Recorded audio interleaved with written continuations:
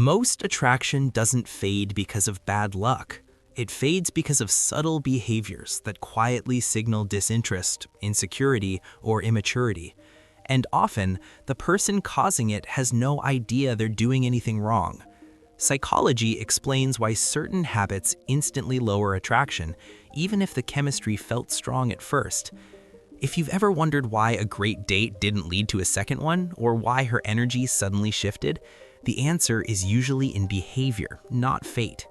By the end of this, you'll understand 6 common patterns that can turn a woman off and what they reveal beneath the surface. The first is self-obsession. There is a healthy form of confidence, and then there is excessive self-focus. Taking care of yourself is attractive. Talking only about yourself is not. When conversations revolve around your achievements, your gym routine, your problems, your opinions, something important disappears: emotional space. Attraction grows in mutual attention. When someone feels heard, their brain associates you with safety and validation. But if you dominate the conversation, her brain registers competition instead of connection. Here is a simple reflection.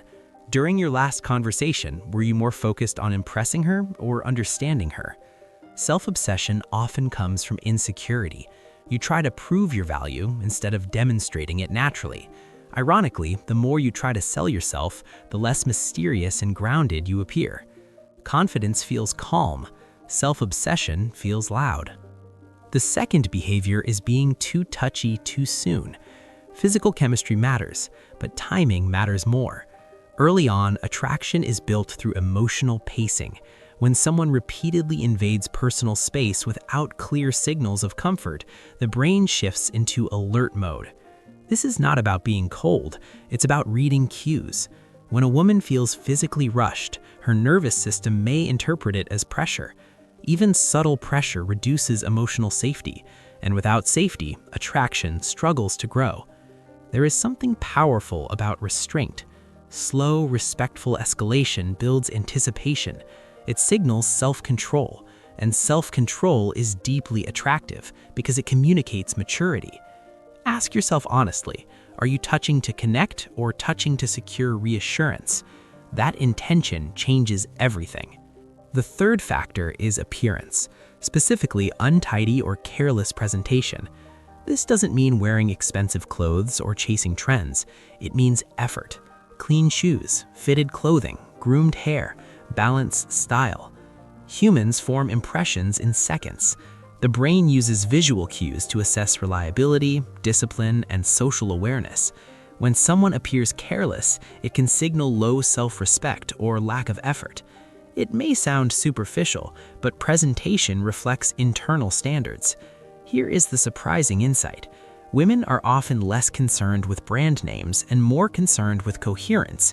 Does your appearance match your personality? Does it show that you value the moment?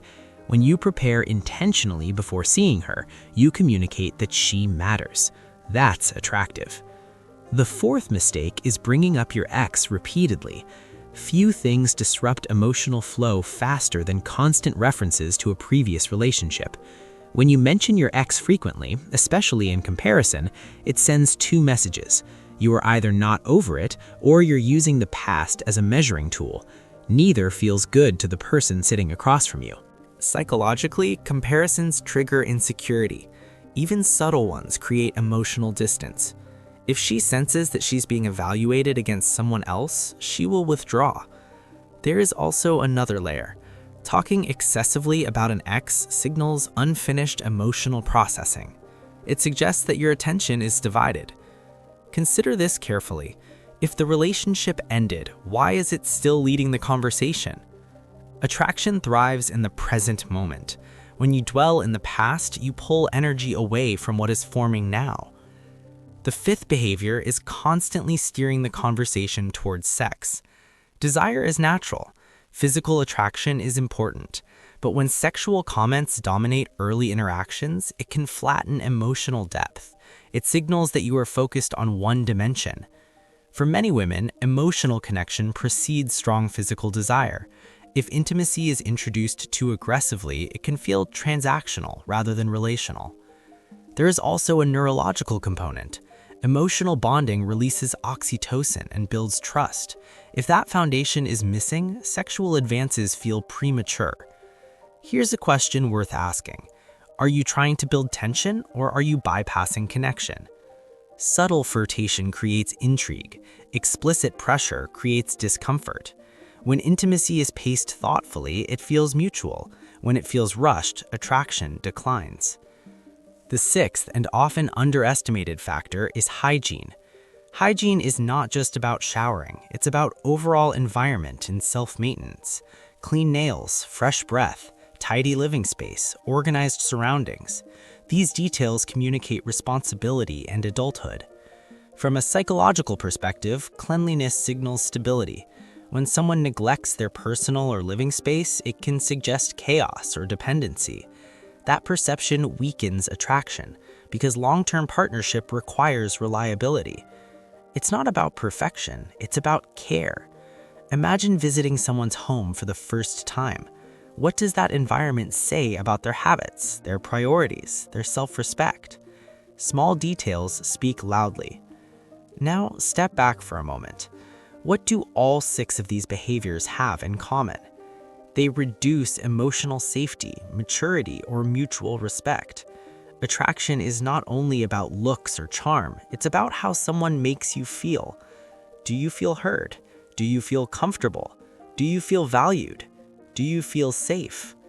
When those needs are met, chemistry grows naturally. When they are disrupted, interest fades quietly. Sometimes men assume women are unpredictable, but most reactions are rooted in basic psychological principles. Humans are drawn to stability, attentiveness, cleanliness, emotional presence, and respectful pacing. Here's another subtle insight. Many of these turnoffs are not dramatic, they are cumulative. One self-centered comment may not ruin a date, but repeated self-focus builds distance. One mention of an ex may pass, constant comparisons will not. One off-color joke might slide, persistent sexual remarks will not. Attraction is like a scale. Small behaviors tip it gradually. The good news is this: every one of these patterns is controllable. You can choose to listen more, you can slow down physically, you can dress intentionally, you can let go of past comparisons, you can deepen conversation before introducing intimacy, you can maintain hygiene and order. These are not complex transformations, they are shifts in awareness, and awareness is powerful. Before your next date, ask yourself a simple question. If I were in her position, would I feel comfortable, respected, and intrigued? That perspective alone changes behavior. Attraction is not built through tricks or manipulation. It grows through emotional intelligence. When someone feels safe, seen, and valued around you, chemistry has space to develop. In the end, turning a woman off is rarely about one catastrophic mistake. It's about subtle signals that communicate who you are. Refine those signals, and you refine your outcomes. If you found yourself recognizing one of these behaviors, that's not failure, that's growth beginning. Share your thoughts in the comments. Which of these do you think men underestimate the most? And if you appreciate understanding relationships through psychology rather than guesswork, consider staying connected for more insights that help you build stronger, healthier connections.